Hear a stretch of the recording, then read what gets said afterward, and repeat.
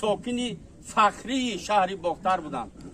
7 فرزند را به وایه رسانیدند و نمونه عبرت و احسن تمام تاجیکستان گشتند. ما چقدر که درباره این شخص خاکسار سخن کنیم کم است. من گفتنی هستم که باقی به ذکر خیر بود نام آدمی، نام نکوست حاصل ایام آدمی. از مرگ برمحلی یک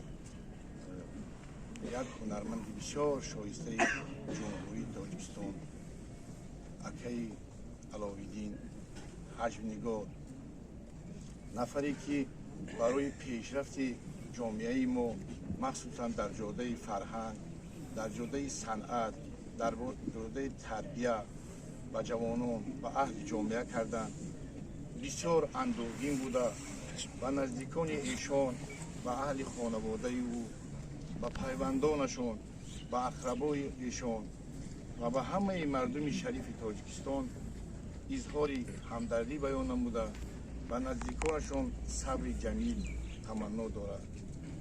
در یک عمر کوتاه ما توسط واسطه‌های اخبار عامه و مخصوصا توسط واسطه‌های اخبار اجتماعی دریافتیم امروز که در دل همه طبقه‌های جامعه اکای علاوالدین عبدالله‌زاده در نهاد مردم شریف تاجیکستان بسیار جای گرفته بوده است. این از آن شهادت می‌دهد دلیلش آن است که اگر شما به صحیفه‌های امروزه مجله‌ها یا اینکه واسطه‌های اخبار اجتماعی مخصوصا اینترنت نظر کنید، هر یک نفری که وابسته چه اندیشه سیاسی دارد، از کدام طبقه جامعه است، کی است، شاعر است، نویسنده است، مهندس است، ساختمانچی است، آموزگار است، آنها تنها یک سخن دارند در راستای فوت برادر عزیز ما مرحوم اکای علاوالدین و سوگواری و اینو یک فاجعه حساب کردن که این یک کاهش است، یک پدوی هست که با فرهنگ تاجیکستان و اهل فرهنگ تاجیکستان این یک ضربه است. از این لحاظ از همه شما خواهش کرده می شود که این و بخواهش ما هم در یاد شما، در یاد اهل جامعه تاجیکستان و در یاد حکومت جمهوری تاجیکستان دستگاه اجرایی پرزیدنت جمهوری تاجیکستان، این شخص بسیار معتبر فرهنگی باقی میماند. ما از آن یاد میکنیم و آن ایجادیاتی که تا امروز با ما باقی مانده است، ما اون رو برای تربیه جامعه، برای تربیه فردی و اندیویدوالی هر یک شخص دولتمون استفاده خواهیم کرد. الوداع علاوالدین، الوداع هنرپیشه مردم شریف تاجیکستان، روحتان شاد باد. تشکر. حاضرین گرامی، با اندوه گران اظهار تسلیت عمیق خود را از نام مقامات اجرایی حکومت دولتی ولایت ختلان، شخصا رئیس ولایت محترم قربان حکیم زاده و فرزندان، اهل خانواده، برادران، خویش و اقربا، دوستان و همپیشگان و کل علاقمندان هنری ناتکرار هنرپیشه خلقی تاجیکستان، حجم‌نگار شناخته تاجیک و سردار ریاست فرهنگ ولایت ختلان عبدالله‌زاده علاوالدین بیان می‌نمایم. در حقیقت عبدالله‌زاده علاوالدین یکی از هنرمندان کسبی تئاتر تاجیک، حجم‌نگار شناخته و سربیننده ترین بوده. خدمتش در رشد ساحه فرهنگ ولایت ختلان و جمهوری بسا بی‌نظیر است. در مرحوم 15 می سال 1965 در شهر باختر به دنیا آمده.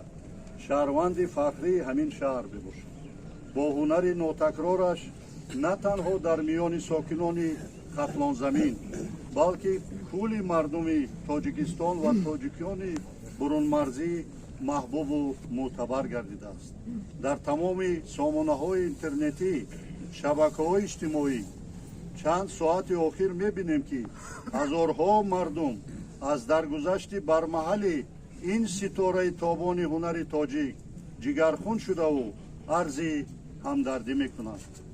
ҳунарманд соли 1989 донишкадаи санъати ба номи Мирзо Турсунзодаро хатм карда, корро дар театри мусиқии маззақавии шаҳри Фурғонтепа оғоз намуд. ӯ дар ин ҷо ба унвони ҳунарпеша, коргардон ва баъдин чандин солҳо роҳбари театри болозикро ба дӯш дошт.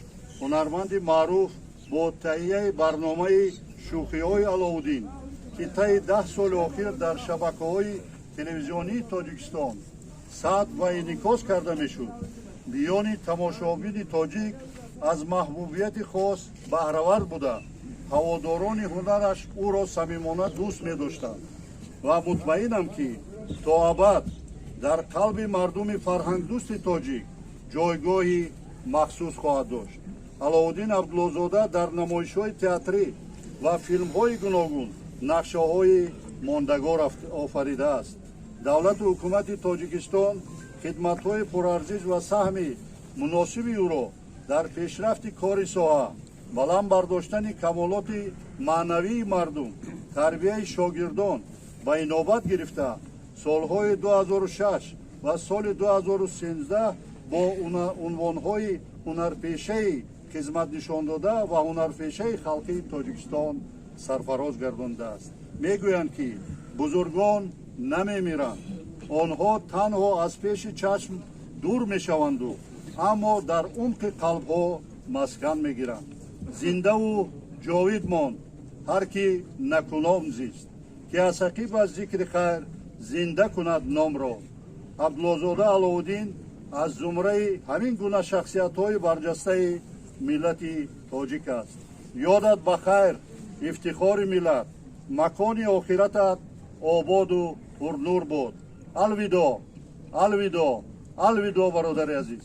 гиромӣ, муҳтарам меҳмонон, ман аз номи тамоми софинони шаҳри Бохтар, шахсан аз номи худам ба аҳлу оила ва хонадони марҳум Абдуллозода Аловиддин тасаллии дил карда гуфтаниам: алвидо эй бародар, ҷоят ҷаннату хонаи ахиратат пурнур бод.